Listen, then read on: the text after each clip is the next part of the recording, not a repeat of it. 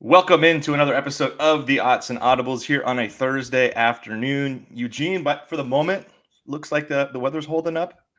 But we'll see. John Evans here on this podcast, along with Erik Skopil, previewing Oregon and Wisconsin. A Saturday game that I think going into the season may have had some intrigue. I think at this point it's maybe a little bit less of that. But John has not had the opportunity on our show to really go into any Rutgers thoughts. So we're going to do a quick little segment there, just kind of some John thoughts on Rutgers. He put up his Will Stein best plays earlier on Thursday. So, John, it was the bounce back effort I think we were hoping we'd see. What did you make of the 56-10 win? Exactly. It was, like you said, the bounce back everyone was hoping to see. It was what Oregon fans were looking for. Not only just beating up on this team in Rutgers that you should have beat up on, especially defensively, but just playing a clean football game for the most part. There are some mistakes there early, like with the fumble, but just the ability to I think bouncing back after that fumble was really important, and not letting that kind of set the momentum or the tone for the game. Is when you're coming off a loss, it seems like something like that could really send things spiraling, and for that to not happen, the very next drive they come back out, and Whittington looks explosive again. Big gains for him on the ground in that game. Jordan Davison was awesome on the ground. And the defense did just completely shut down Rutgers' air attack. And we were coming into that one discussing, could Rutgers potentially threaten at least early with their offense and what they do with the receivers after what Elijah Surratt was able to do to this Oregon team and their cornerbacks for Indiana. But Oregon didn't let that happen at all from the very beginning. They were playing press coverage and their guys were physical at the line of scrimmage, and Rutgers had nowhere to go with the football. What about offense from Will Stein perspective? Because you just broke it down. What stood out from that part of it? Because I know there was some griping and some concerns coming out of Indiana. It felt like to me, you just mentioned some of the on-field stuff, and of course this is, I guess, technically still on field, but it felt like to me Will really stepped it up from a game plan perspective, creativity perspective. There was a sequence there in the second quarter that I know you highlighted in your story where they just did a whole bunch of creative stuff and they did it quick, back to back. What stands out from Will? Yeah, they were able to use tempo at times to catch the Rutgers defense off guard, and that was something that they did it early in that Indiana game, scored that touchdown to Malik Benson, and then Indiana did a good job at handling it, and Rutgers wasn't able to. So Oregon was able to get into some of those looks, but overall, I thought Stein called a lot cleaner of a game. Oregon was just in better situations, so it made it a lot easier for him. But that was set up by the fact that they were picking up good yards on the ground. I thought the run calls were all really strong. I was saying that they should just be blasting duo up the middle, and they did it a quarter of the time and averaged, I think, you take out Davison's run and it was still like 5 or 6 yards carry almost. But and then obviously you blast a 67-yarder from Jordan Davison up there. They just played very, very solid fundamental football across the board on offense, and then were able to obviously break in the explosives when they needed to. A lot of explosives in that game. I think one of the things to talk about in this week's game, just to set expectations, Wisconsin, not a defense that really gives up the explosives, at least not in bunches like we saw with Rutgers. Like I was looking at it, I believe Oregon had 14 plays of 20 yards or more, which is pretty crazy to think about against Rutgers. Wisconsin's allowed 25 all season. This is a Wisconsin defense that's really been pretty admirable in its efforts, despite being on the field or sharing the field with an offense that hasn't really been able to get any traction. So let's dive into that part here. When Oregon has the football, I think it's notable just kind of looking at the counting stats. Wisconsin's averaging about 30 points allowed per game, which I'm not saying by any means is a good number, of course. I mean, they've lost all those games for a reason, but the offense just hasn't been able to, to provide really any sort of a pulse. But it is notable to me that this run defense, and maybe this is a good place to start for you, John, this run defense has been pretty darn good, averaging, I think, less than 100 yards allowed per game. Still 18th in the country. They went into that game with Ohio State, I think, as a top 10 rush defense. The personnel off the edge has stood out to me with Mason Reiger and Daryl Peterson. Those are probably, if not their two best defensive players, certainly in the conversation. They play kind of the same roles as Tatum and Mateo, and they're really good at setting the edge. So I think the Oregon rush offense may be a little bit more challenge, certainly than Rutgers, but even in other games this season, excluding Indiana, which I thought did a pretty admirable job. What stands out kind of in the Oregon rush offense facing a Wisconsin Badger defense, which we're basically hitting the show here with the biggest strength on this team. So if you're listening, going like, don't build this up like it's going to be some sort of, really competitive game. Trust me, we don't think that's going to be the case, but this is kind of where we're starting with the one area in particular for Wisconsin that's been, I'd say, pretty good so far this year. That front seven is an area that you think about what Wisconsin does well in football, and before Luke Fickell had been running the football well, and then playing strong up front. And you think about the guys like the Watt brothers, Keanu Benton, that they've had on their defensive line and their linebackers. They've always had good guys in that front seven, in that to be able to stop the run, and it's something that's continued under Luke Fickell, even as other parts of the program have started to crumble. But yeah, I think that's certainly going to be an area that's interesting to watch, because, like you said, you're not going to be able to generate explosives like you did against Rutgers. You're not going to be able to generate explosives like you did against Rutgers against just about any other team. That's how you end up with over 400 yards, because you have multiple that are going for 60 plus. You got multiple 30+ yard runs in that one as well. You're going to have to be able to pick up those 5 to 6 yard chunks and you work the ball a little bit more methodically within the run game than you were against Rutgers. And I think that's going to be an area that's it's an opportunity to test it and to see what it looks like against the defense that you think is pretty solid, at least up front, and can provide you resistance that you weren't seeing against Rutgers, because you saw resistance against Indiana. You're going to continue to see it later on in this season. So you got to have some of those moments where you can test yourself and be physical up front and be able to open up gaps for your running backs to be able to move the ball and make things easier for Dante Moore in the passing game.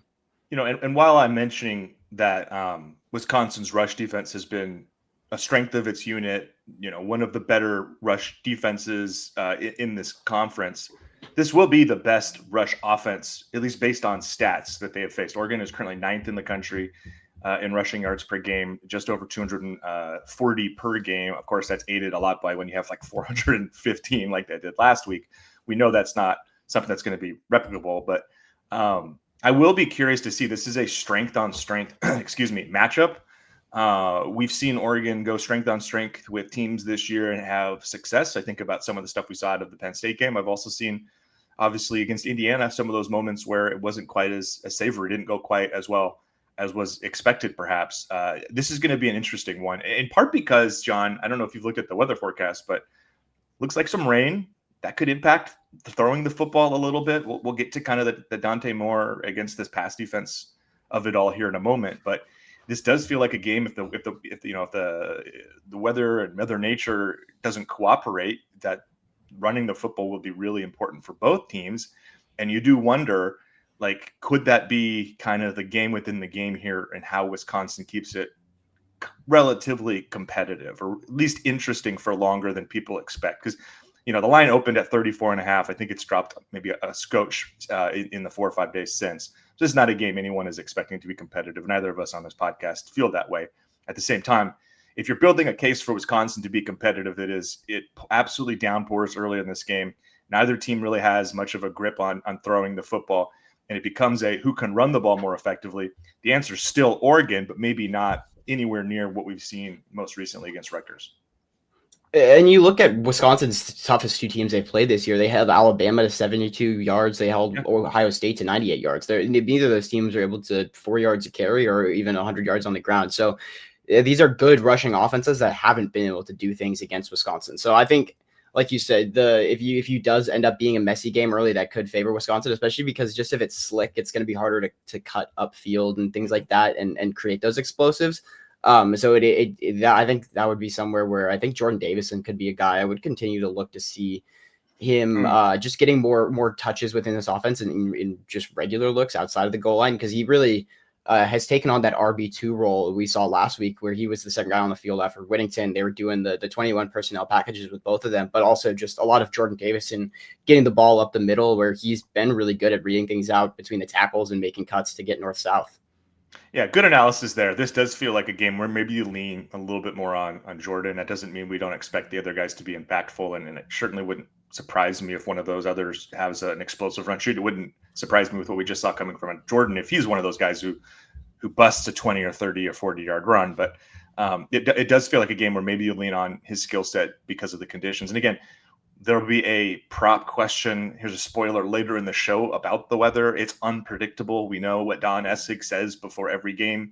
We'll see how dishonest or honest he proves it to be on Saturday. But weather will be a component of this to at least be wary of because of the weather forecasts, which again suggests it's going to be a wet day, at least for the first half on Saturday. Let's go to the Oregon pass offense here. Again, let's pick your thoughts here. I think one of the things that stood out from Rutgers game was, hey, they found ways to incorporate Kenyon Sadiq. They found ways to incorporate DeCoran Moore. Feed your studs was on full display. Thought it was subtle, maybe. People didn't pick up on it. That Dan was asked on, I believe, Monday about Kenyon's kind of role change from Indiana, where he wasn't incorporated all in the first half, to Rutgers, where he caught 4 passes, 80 yards, and 2 touchdowns in the first half. And he kind of subtly said something like, well, he was able to practice all week against Rutgers, and that wasn't the case the week before. I think pretty clearly he was dealing with some sort of an injury against Indiana. Also worth noting, Kenyon didn't play the second half in New Jersey, but both Dan and he have said he will be available for this one, so he should be available. I wonder if his role in a game where maybe you're not as likely to throw the ball over the top of a defense, how valuable can he be? How valuable can some of these guys be?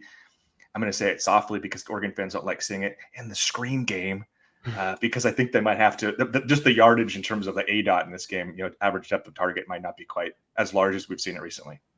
Obviously the screen game is a place they like to get the tight ends the ball. They've been doing stuff with Ferguson last year in the screen game with the tight ends. But I think another area just the underneath routes, the on the stick concepts where he can just sit down underneath for 5 yards and then be able to turn off after the catch and pick up a first down, but just be that underneath option for Dante Moore so he has something to go to and a quick and easy read.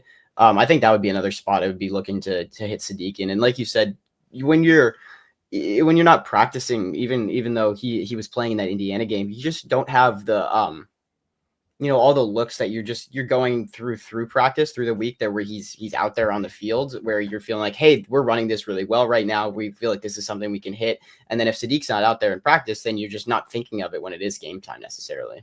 It's like hard to specialize the game plan if the player that you want to incorporate isn't available to be incorporated in practice, right? I think that's kind of what you're saying. Exactly. Yeah. You can't make a game plan around Kenyon Sadiq when he's not there you can substitute Jamari Johnson as much as you want, but it's just different. You're not thinking about it the same way as a coach.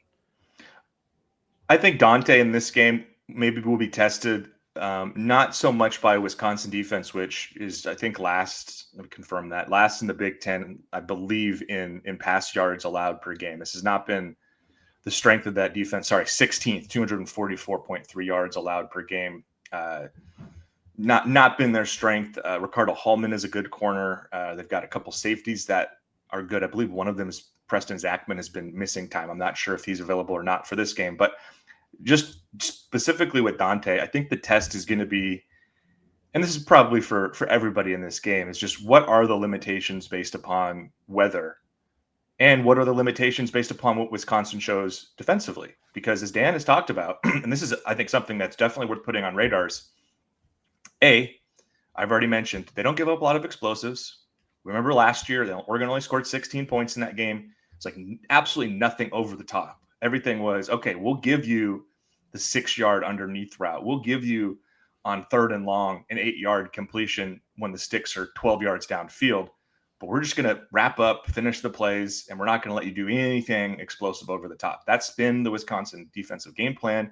That's what they've done this year. That's why statistically it's been a very sound defense.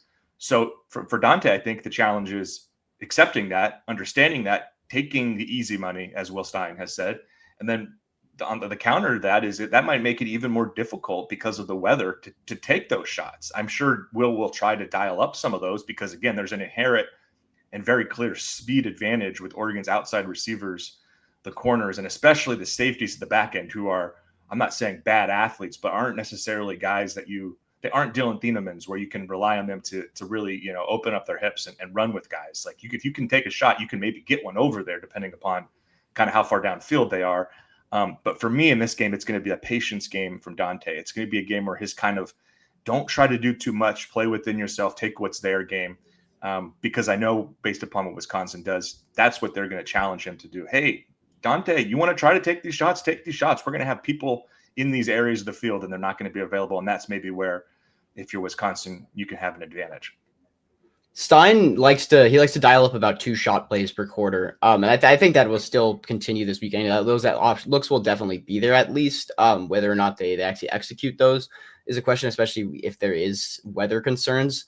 I think, like you said, I think it is about taking those underneath things, taking what the defense gives you, and like, to me, I look at the two, like, again, the Wisconsin or the Alabama game and the Ohio State game that Wisconsin played, where the 2 best quarterbacks that they played this year, Julian Sayin and Ty Simpson, both of those guys were able to hit over 80% of their passes and throw for well over 300 yards. They're playing in situations where it won't be detrimental weather that will restrict that. But I think this Wisconsin defense is strong, but it's certainly stronger against the run than the pass, and has had the ability for when they are facing the best quarterbacks around the country, which we think Dante Moore is in that conversation with guys like Sayin and Simpson, and the weapons that those teams have. DeCorian Moore, Malik Benson are not necessarily Jeremiah Smith or whoever else you want to say, but some of the best weapons, that Wisconsin is going to face. I think the weather is the biggest thing holding this back, but I could easily see Dante going for an efficient day, but sitting somewhere between 200 to 250 yards, just because he's not trying to push the ball downfield as much if it is dumping down rain. Right, and we just saw him be that efficient in a game where he was throwing the ball down the field, right? Like, I mean, his completion per attempt, or his yards per completion in that game was like close to 20. I right, 15 completions, 290 yards. I'm not suggesting by any means he won't be able to have a successful day. I just think he's going to have to preach patience. And you're right. I'm happy you brought up those stats. Like, I was looking at Sayin, especially because that's the most recent, evidence of this defense. 30 for 36 or 36 for 42 or something like that, for like 390 yards and 4 touchdowns. I mean, he just absolutely torched them. Oregon certainly has that availability with them. And I'm looking at the weather forecast here. 90% chance of rain throughout the day suggests, and actually it looks like the weather may be more inclement later in this game than it was initially. A couple of days ago, I was looking at it, and it was suggesting like by 6 o'clock it was going to clear up a little bit. That's not necessarily what the projections are saying right now. So we'll monitor that one. I think that's going to be something to be aware of. Okay, anything else on offense for Oregon that we need to hit before we go over to the other side? I think it's just like we've been saying, continue to make those small incremental improvements that you can find when you're well outmatching this Wisconsin team. But just making those small improvements where you can, and finding those areas like the run game against a team that's good up front in the front seven. Can you be able to average 4 to 5 yards a carry and feel like you're consistently setting Dante up and moving the sticks well? So I think that's just finding those marginal improvements that you can continue to make when you're playing worse teams. Let's go to the Wisconsin offense. This has been a mess. I mean, I've been doing this for a long time, and I have a hard time. And again, we're coming from the Pac-12, where it was offensive football, right? Like, the expectation was you're in the Pac-12, you're probably scoring 24 to 40 points per game. That's just like everybody. It's not been the case here for Wisconsin. It's been a mess. I know John's brother is a Wisconsin student currently, and I'm sure you've been hearing a lot of frustration. Actually, I want to ask you about that in a moment. But a couple of things that I think lay the context for this is that I posted some of this to social media today. The listeners might have already seen it, but Oregon has 17 touchdowns scored by true freshmen this season. Wisconsin has 12. Oregon has 4 different true freshmen who've scored touchdowns in Big Ten play. Wisconsin has 2 total touchdowns scored, not scorers, 2 touchdowns total. Was the 12 mark? Was that from freshmen, or was that Wisconsin's total touchdowns this season? That was their entire team. Okay, yeah, that's what I was thinking. 12 touchdowns, John. Yeah, good question. Thanks for clarifying if that gets lost, because my point is basically Oregon's true freshmen have outproduced this entire Wisconsin offense. The quarterback situation's been a mess. Injuries have derailed it for a second straight seasons. Back-to-back years, they go out and they try to find a pretty big-time quarterback through the transfer portal. It was Tyler Van Dyke last year. This year, Billy Edwards Jr. Both those guys deal with what might be in Edwards' case, but was in Van Dyke's case, like a season-ending injury early on in the season, like before you even get into the meat of the schedule. For Edwards, it was, I think, the first quarter of the first game. They've tried a couple quarterbacks. I know PFF isn't for everybody, but this is just an indication that they've had one quarterback game with a quarterback grade above 62. all season. To put that in like context, Dante Moore's like a season grade as a quarterback is like is the mid to high 80s. Just to put that out there, like this is a extremely poor offense from a quarterback perspective. What has been the back and forth with your brother about what's going on with, because we've got a little inside information almost here, because we've got somebody who's been watching the team closely and I'm sure has opinions. Yeah, they just have struggled to find an offensive identity under Luke Fickell. Since he came over from Cincinnati, he tried to bring the same spread kind of air raids type system that was really good for guys like Desmond Ridder at Cincinnati and helped turn that program and lead them to the college football playoff. But it just has not worked at Wisconsin. And like you said, they haven't been able to find their quarterback. And part of that has unfortunately been due to injury. Last season, Tyler Van Dyke goes out early in the year. Billy Edwards Jr. this year has also been dealing with things. It's hard to you build an offense, you build a team around you, what you think is your quarterback, and then when that is taken from you pretty quickly into the season, that it's hard to reconstruct things on the fly. But they went from a team that, when I was growing up, I thought Wisconsin football, I thought Melvin Gordon, Monte Ball running the football up the middle, the Brett Bielema teams that were always the best team in the other half of the Big Ten, that it wasn't Michigan, Wisconsin, and Penn State. And so they'd always be good, win 8 to 10 games through just being a strong team up front, running the football well, playing good defense, and then just get blown out in the Big Ten championship game. But they've just completely strayed from that recently and have not. They have basically no running attack, really, like a consistent presence on the ground for a team in Wisconsin. That's the biggest thing that my brother is just is losing it over, because he just feels like you just don't. Fickell, for a guy coming in, you thought he was going to be able to adapt to what he did to Wisconsin. And it's been him trying to force his what his team building, his philosophy is on this program that really isn't made for that, and it's drawn conflict from the fan base, because they've been used to seeing this style of football that's been successful for all these years, and now they're playing a different style and it's not working. And I saw the other day that the AD was saying they're going to double down and try to continue to work with Fickell and give him more resources, but he's got to also be able to be willing to adapt and make changes to what he thinks will succeed at Wisconsin, because it's not the same things that were succeeding for him at Cincinnati. I buried the lead a little bit here too, and I think our listeners are aware, but Wisconsin has not scored a touchdown since the first quarter against Michigan. That was 3 games ago. That was played on like October 4th, I think. Shut out the last 2 games. Just laying the groundwork for, again, I can't think of an offense in a conference game that's come to Autzen that has proven to be less capable.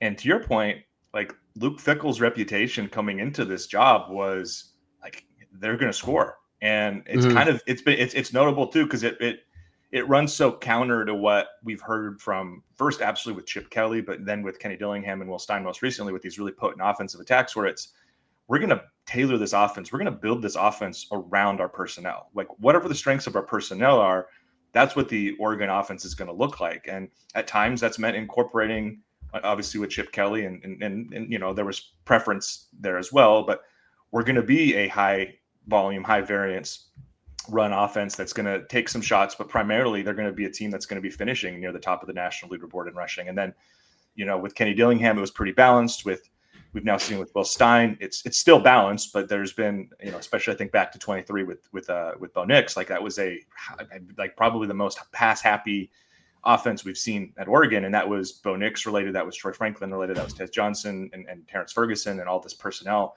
kind of dictated that. It doesn't feel like that's what we've seen at Wisconsin, and I do feel bad because I'm saying that while also acknowledging we also haven't seen Wisconsin have its quarterback, and Billy Edwards Jr. to me was one of the 2 or 3 best quarterbacks Oregon was going to face this year. Like that was my expectation. Like he was a guy, I know he wasn't great in Oregon's game against Maryland the last year, but he came over with a very, very impressive track record, had been extremely productive with the Terrapins. And I was under the impression of like, okay, they're finally going to have their quarterback and this is going to start clicking. And by the time that could make this a dangerous game by the time Oregon and Wisconsin play in late October. Unfortunately, that's not been the case. They went to Danny O'Neill first, a younger quarterback. Had some nice moments, I think, against Middle Tennessee State. The wheels just completely fell off after. Since gone to Hunter Simmons, a transfer from Southern Illinois. not been any better. Last 2 games, 0 touchdowns, under 100 yards passing. I know against Iowa, I had a couple of interceptions that nearly resulted in touchdowns. Like, it's been messy, to say the least, at quarterback for Wisconsin. And to your brother's point, this is astounding because you think of Wisconsin, they're 17th in the Big Ten in rushing. They're 118th nationally. And like, you go back to, like, I'm just pulling this up here. You go back to 2016, 2017, 2018, 2019, 2020. They're a top 3 rush offense, with the exception of 2020. And every one of those seasons, like 2016 to 2019, that's as far as it goes back on the collegefootballstats.com, which is the site I use for stats. Like, this has been like one of the Big Ten's best rush offenses, and it's certainly not that this year. So if you're Oregon, like, I don't even know necessarily what the focal point is as far as like the matchups, as much as it is just like play to your standard. That's what Tatum Tuioti said this week, and I feel like this is the ultimate play to your standard game, and you might be the 3rd straight team to blank the Badgers. I think defensively, this is an Oregon versus Oregon game. I mean, that's the message that Dan Lanning has for his team every game. But you know that this Wisconsin team, especially with the quarterback situation, is just not going to be a threat for them, especially in the way that even like you thought a Rutgers team was going to be last weekend.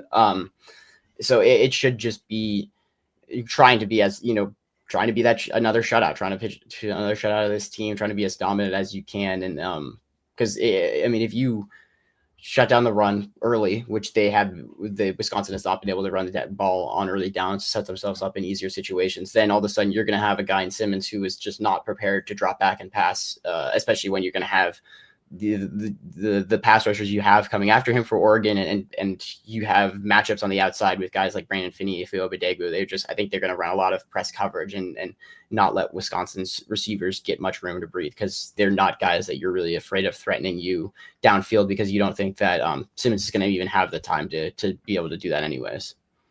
Yeah, you're right. Oregon versus Oregon this weekend, and I think no better example of that is the pass game, where we've seen what this Oregon defense has done against good pass attacks. This is a pass attack that even if they had their quarterback, I would be wary of expecting much on the outside, just because that's not the way Wisconsin's built. Like, in terms of the athletes, I know Vinny Anthony has been there for a little bit, was like fairly productive the last couple of years I think he was their lead receiver a year ago. And before that was like 2nd or 3rd in receiving. There's not a lot of juice there. And now you're dealing with a quarterback situation where, even if there was juice, I don't know how much you'd be able to take advantage of it, And so like, it really does feel to me like unless Oregon has coverage busts, there should be no sustained success through the air. And I don't want to set the expectations too high, because Oregon just held Rutgers to 79 yards through the air, and Rutgers pass offense is like 10 times better on paper than Wisconsin's. So I don't want to say like, oh, don't expect Wisconsin to complete any passes, or that they have to have less than 79 yards, or if like Wisconsin has, some success, it's a failure. At the same time, like, this is not a Wisconsin pass attack that you should anticipate posing problems. And if they are posing problems, I would imagine we're going to come away saying it's more of an Oregon lack of execution problem than it is Wisconsin found some things and just out athleted Oregon. Like you said, when you're coming off a game where you're able to do what you did to Rutgers and hold an offense that had, been at least doing well against some of the weaker teams that they had played early on with their pass game, you think this Wisconsin team should be under 50% completion. It should be under 100 yards passing. I think anything more than that is a letdown for Oregon defensively. Not necessarily that's how they should be seeing it, but you compare it to what these other teams have limited Wisconsin to, and you think you're on the same level as a team like Ohio State and their defense. Maybe not necessarily Ohio State's defense. I'd probably put that as like one of the top 2 or 3 individual units in the country, but yeah, I think that's the best defense in the country. Exactly. You think if you're going to be, competing with the teams like Ohio State, like Alabama, you're going to want to shut down Wisconsin's passing game just the same way. And those teams, they didn't do anything against Ohio State last weekend. Is there anything left from your brother that he has shared with you that you think we should be talking about? Is there any nuggets remaining, anything that's just kind of out there that we need to talk about, or can we get to the props and all that? There's not a ton of nuggets from him, more just because there are so many general problems going on with the team right now that he hasn't been specific enough. Like he was just like I was at the UFC fight last weekend, just getting texts from him about watching Jeremiah Smith and Carnell Tate in person just eviscerate their cornerbacks and those guys not being able to do anything. And I was like, yeah, I think you might be in for something similar against DeCorian Moore next weekend. All right, we'll take a quick break here, come back, we'll do our props, do some game picks, and then finish up with any kind of parting thoughts about Oregon and Wisconsin. All right, welcome back to the Autzen Audibles podcast. We're going back to the well. I think we'll keep doing this. It's kind of been fun incorporating some listeners via social media, via DuckTerritory's DuckTerritory's Duck Pond message board here. I got 5 props here. I have not been, full disclosure, John, I have not been keeping track of our success rate on these. I know last week felt better. The week before we were a combined like 1 for 9. I think last week we hit some. I don't remember I think so. how many, but we had a little more success. If listeners are tracking, that would be cool information to have tracked, and I'm sure I can retroact a little bit. Let's see. Bryce Betcher did not hit his tackles. DeCorian Moore and Kenyon Sadiq didn't get to their 11.5 touches. Oregon did have more than the 2 net sacks, more than 2 interceptions, and then Dante Moore over 250 passing yards. So okay, we might have gotten that's a 4 out of 5. No, 3 out of 4. 3 out of 5. 3 out of 5. Yeah. I think we got like 60%. That's pretty good. Yeah. Let's see if we can do the same here. There's some kind of fun ones here, including this one where we're going to start with at Jared Stam from X. From your North Carolina listener, 1 special teams touchdown. I'm going to throw this up on the site because I always forget. John, I'll let you hit this one first because it's a total outside the box one. Oregon hasn't been able to really score on special teams yet. What do you think? This the week? I'd say this one's a no. I think Wisconsin they are deep down a well-coached team. I think Luke Fickell is a good football coach. They operate cleanly on things like special teams and penalties that you have when you just have a poorly coached football team.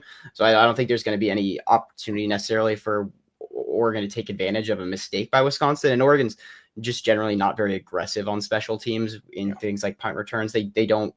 Gary Bryant will take the ball every once in a while, but most of the time he's back there to fair catch it and make sure the offense has the football and is not going to. I mean, especially after DeCorian Moore's muff last weekend, I don't think he's the guy I'd be looking as like a dynamic threat back there for a punt return. But I think it might be a couple of weeks before we see DeCorian back there, anyways. Might even be just next year. Let Gary hold on the job. I think Gary's been suitable back there.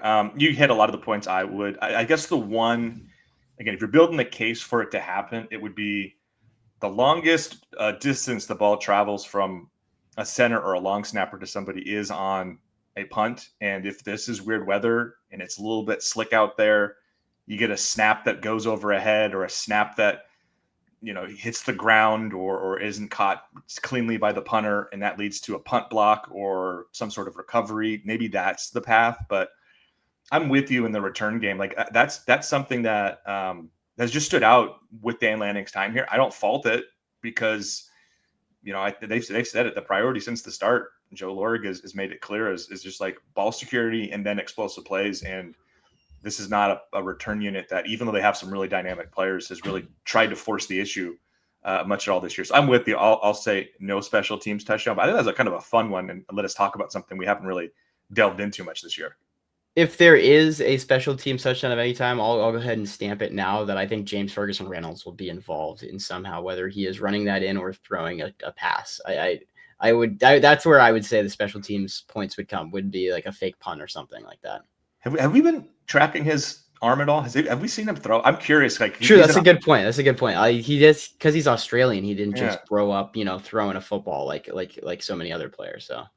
Yeah, I'm just really curious on that part because there's been I remember I'm gonna forget the punter prior to Tom Snee. There was a punter who had been a quarterback in Blake Maimone had been a high school quarterback, and so Mario incorporated a little bit of like creativity at times there, and I think he threw a couple passes, and it was like, okay, this guy can clearly throw a football. I'm wondering if James has got that in him just based upon where he's from. Yeah, they've been doing the like fake, or at least giving him the option on those punts where he can kind of just like run around with it for a bit until he decides what he wants to do with it. So I was going to say, I think the more likely outcome is he just runs one for like a touchdown. Yeah, exactly. I don't know if he's got the wheels to go like 45 yards, but hey, we'll see. Okay, next one from @LandoQuack. Will the first touchdown of the game for Oregon be scored by a freshman? I just gave guys that stat earlier on how Oregon's true freshmen have outscored Wisconsin this year. Another stat that I put in my Skopil as part of a prediction was that Oregon has had 2 games already this year where 3 true freshmen have found the end zone, which is pretty wild. You think about it, Jordan Davis and De'Ara Hill and DeCorian being the players that have scored most recently last week against Rutgers. I'm going to lean and say yes, because I think that there's just like 42% of the touchdowns this year, this is crazy, are come from true freshmen. You're picking from 2 of the 3 running backs that matter and the number 1 receiver. That gives you some real options here. Like in terms of the players that are most likely to score a touchdown, that's 3 of probably the 5 or 6 most likely. If you throw out Kenyon Sadiq and Noah Whittington as the other names, and maybe a Gary Bryant or Malik Benson, I don't know. I'll go with it this week, but there's certainly going to be players that find the end zone, I think, in this game. I'll say no, just because of asking it to be the first touchdown of the game. They don't tend to put the freshman running backs out there on the first drive. It tends to be just letting Noah Whittington do his thing. And then unless it's a DeCorian Moore touchdown, I would like expect Sadiq to be getting red zone touches earlier and like looks in this game earlier than Moore. So just game script wise, I think if it was last touchdown scored by freshman, certainly, because I think the freshmen tend to just rack them up in the second half when you have Hill and Davison out there all the time running the football. If the ball, I will say, if the ball gets to like the 1 yard line, Jordan Davison, that's the Davison spot, but yeah, right. Or if it's one of a couple of players who are capable of making a long over the top reception, DeCorian would certainly be in the mix there. Okay, Third one from @PrincePuddles. Over 2.5 interceptions by Oregon secondary Saturday, and this is a second one here, tricky one. Over under 99.9% it rains on Saturday. Hint: it never rains at Autzen Stadium. Yeah, I'm going to go under on the interception prop, even though I have also in my Skopil column predicted 3 turnovers for consecutive games, which should be the first time since 2022.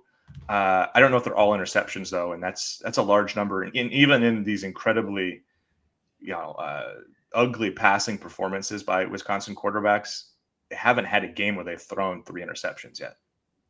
Yeah, just because I think that Wisconsin's just not going to throw the ball downfield as much as a team like Rutgers was last weekend, were to have the opportunity for those interceptions. So I'd also go under on it, just because I don't think I think this is a weak passing offense that might put the ball in jeopardy, but it's not going to be downfield where you have the opportunity to make a play on it, like Oregon was last week. And I guess it goes without saying, I'm taking the over on the rain and Don Essig starting I think so. the day with a little bit of a fib. Don Essig coming out there and saying it's not going to rain. Everybody in the crowd in on the joke, repeating it, echoing those words, and also probably standing in heavy rain in their parkas.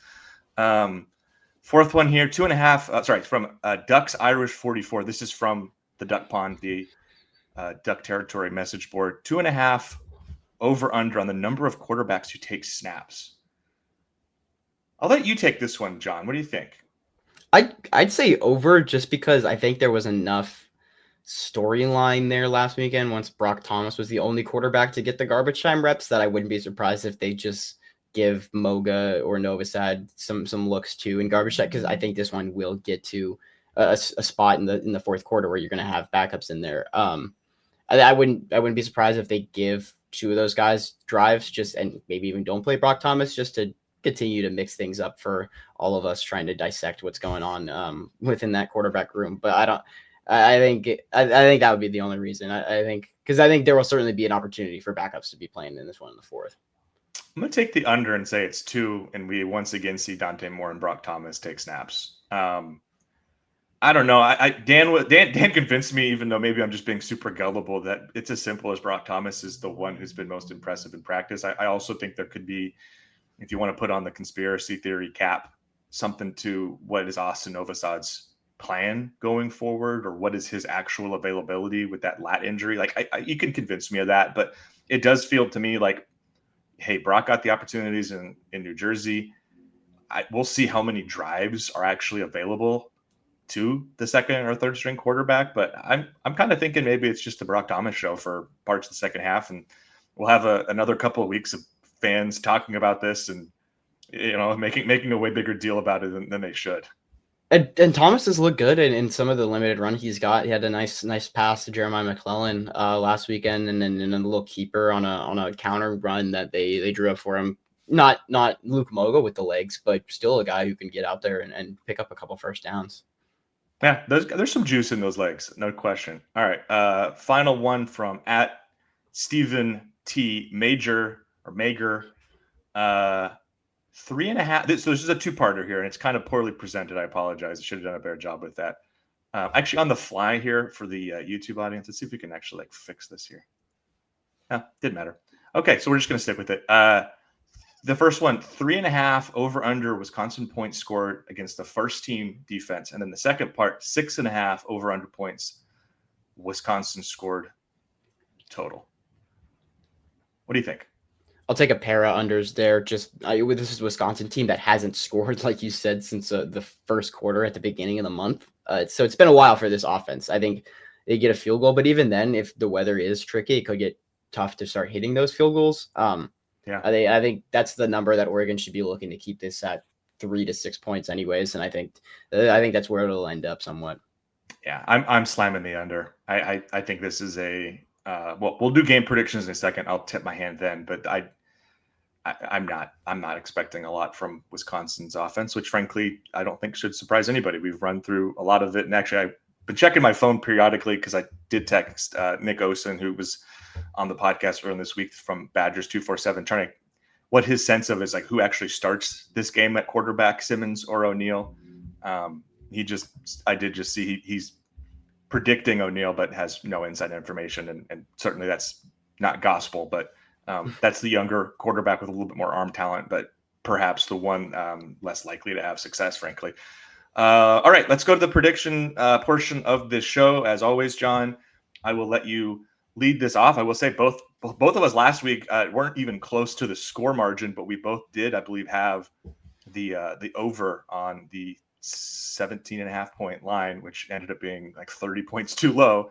What are you thinking here? What's your score prediction, Oregon, Wisconsin?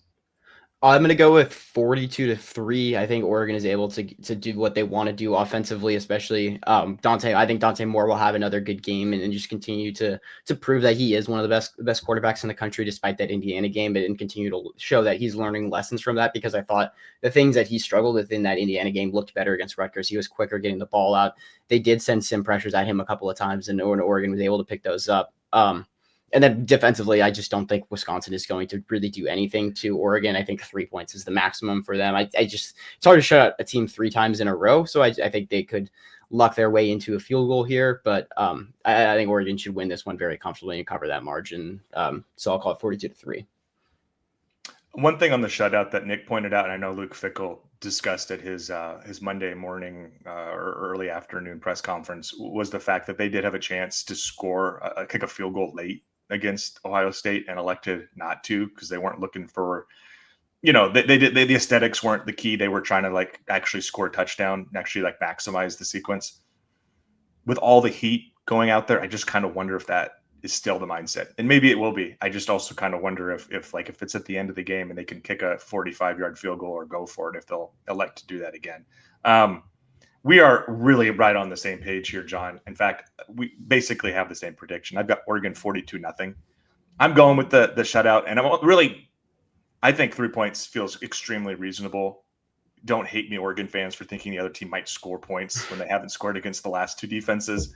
I know Oregon scored 56 points against Iowa, and I think Iowa scored, I got that wrong, 56 points against Rutgers. And Iowa held Rutgers to 28 or something. I don't know. Or Iowa only scored 38. Sorry, I absolutely butchered that component of trying to say. My point is basically, I know Oregon has defensively been a little bit better in some of these head-to-head matchups than Iowa. But I just think that there's this cool stat where Oregon hasn't had a shutout at home since 2012. I wanted to talk about it, so we're going to talk about it. My official prediction is 42-0. I think it's pretty impressive from a program perspective that they got a shutout last year in its first year in the Big Ten. It would be impressive to do it again, even though last year was Purdue, this year it's Wisconsin. These are not offenses to write home about even remotely. But the last time Oregon had a shutout at home was 2012 against Arizona in a 49-0 game. John, how old were you in 2012? That game I would have been in third grade for.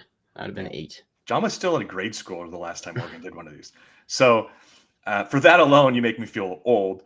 But I do think, like, again, this is and this is going to be an interesting kind of I won't even say a test, but just to test Oregon's mettle, but an interesting kind of like psychologically, like Oregon knows going into this game they're expected to win. I think they're going to be in a position here early to create separation, and I think they'll take advantage of that. Where is the drive to keep this at 0 points? Again, I don't know if the staff is talking about shutouts coming into this game. Obviously, players are aware when your opponent hasn't scored a touchdown, in almost a month. That's like on your radar. You're at the very least aware of these data points. So I will be curious to see, like, the second unit defense last week gave up a touchdown, wasn't helped at all by the fact that DeCorian muffed that punt. What's the resistance? What's kind of the level of like, hey, like we're all going to do our part and keep them off the scoreboard? And from Wisconsin, like if we're talking the psychological part, Wisconsin, you absolutely know that their offense is going like, gosh, we just need to put the effing ball in the end zone. We just got to score some points here. It's been so long. The fan base has been clamoring for anything offensively. And so they're going to be motivated even more. So I do wonder what that kind of push-pull of, a Wisconsin offense that badly wants anything positive to happen, but also an Oregon defense that I think badly wants to play to its standard and has the depth in this game where, like, I think quite frankly, I think we both agree the Oregon second team defense has better talent than the Wisconsin first team offense, if that's what the matchup looks like in the fourth quarter of a game here or in the third quarter. So I wouldn't be surprised at all. I'm going 42-0. I kind of buy and dig what John also said there, where Wisconsin gets a little bit of success just because it feels like, even though it doesn't feel like a breakthrough, 3 points would be meaningful for a team that hasn't been able to score at all the last 2 games. And really for Wisconsin, not to make this about them because it's an Oregon show, this is a team that has played one of the tougher schedules in the country. Like, this will be back-to-back weeks against top 6 teams. They've also already played Alabama earlier in the year. They have the hardest schedule in the Big Ten for sure. It's crazy. And they still have to play Indiana a couple weeks after the bye week. Like, it is just an absolute gauntlet. No one has any sense that they're going to do anything special this year. They essentially have to win out post Oregon to be a bowl eligible team. I just think for them, they will want to have something just to give their fan base to say, like, hey, we had some success, but I don't think Oregon's going to let them do it. Anything else that we didn't hit here, John, that you wanted to get off your chest leading into this game? I think there could be some motivation there to get pitch that shit. I think the motivation is there every game. Dan Lang talked about even when they do give up those late points. He's always says the team is disappointed in giving up whatever late touchdown they gave up when they were already up by 40 points. I think that motivation will be there. And I think the way that game was a struggle last year and became a bit of a swing point in the season for them going on that trip. I think they could feel like this isn't a team that should be on our level. Last year we struggled against them. This year, let's put them in the dirt early. So I think I just think this one is going to be over pretty quickly. And especially if it's raining, I think Wisconsin is really going to struggle to move the football anywhere. And that 3, the rain, if it's coming down, it could be, you might not be able to hit a field goal if it's raining like that. So the shutout, as hard as it is to pick it, which is why I just feel like giving Wisconsin 3 points here, it's very much on the table here for Oregon if they play the way that we think this defense can. My last thought is this. I remember when Oregon was set to join the Big Ten, and I was on a couple of podcasts and maybe even talked about on the Autzen Audibles and asked kind of like, what tier do we think Oregon is entering in at? And at the time, it was kind of unclear to me if Oregon was going to be in that same tier with the Ohio States and the Michigans. And I said, maybe they're kind of rivals with Wisconsin. That was my sentiment. Completely wrong. Obviously, Oregon has completely outshined expectations. I'm just surprised that these two programs, which again, you look at Wisconsin's track record of success, it's like consistent across the board. This has been a program that's been like John said earlier, 9, 10, 11 wins some years, competing to play in the Big Ten championship, going and playing in respectable bowl games. There's a reason Oregon and Wisconsin have met in the Rose Bowl. I've been at 2 Rose Bowls that have featured Oregon and Wisconsin in my lifetime. One as a student and one as a reporter. It is shocking to me, the separation right now. And again, I know the quarterback play is a huge contributing factor for both programs. Like, right, Oregon taking that step where the last 2 seasons they've had Heisman Trophy finalists at quarterback. This year, potentially a 3rd straight year, 3 different quarterbacks. And for Wisconsin to have had the injuries that lead to, I mean, I can't even remember the name of the quarterback. I don't know if John can help me out here for Wisconsin who played in that game, but it was just miserable. I can't remember actually either. I bet your brother could tell you his name because your brother's probably, but and then for it to be even a step worse this year, like, because I came out of that last year's game with Wisconsin being like, Wisconsin's probably like competent to above average quarterback play from pulling the upset. It is just kind of astounding where these 2 teams are at right now. Because again, like I said, like 3 or 4 years ago, I would have told you if these teams are in the conference at the same time, they're kind of competing for maybe 3rd or 4th place most years. Oregon is a step above where I expected they were. Shame on me for kind of doubting where they'd be. And Wisconsin is back-to-back years going to be a middle of the pack to a bottom feeder. And frankly, this could spiral in a way where they win no games or something in conference play. And that would be a stunning turn for me. So that's where I'm at heading into this one. We both think Oregon wins and wins convincingly, goes into a bye week. Again, a much needed bye week before the stretch run in November when things really heat up. That's going to be a really telling stretch of games there. Iowa, Minnesota, USC, Washington. We'll be around to cover all of that. We'll be back Saturday evening post Oregon and Wisconsin to chat about that, see what we got right, see what we got wrong, give some assessments. This game will be telecast on FS1, first kick at 4 p.m. from Autzen Stadium. Bring a parka, bring something to stay dry, Oregon fans. If you're at this game, if you're at home, yes, you guess you won't need those things. But for John Evans, this has been Erik Skopil signing off. Talk to you later, folks.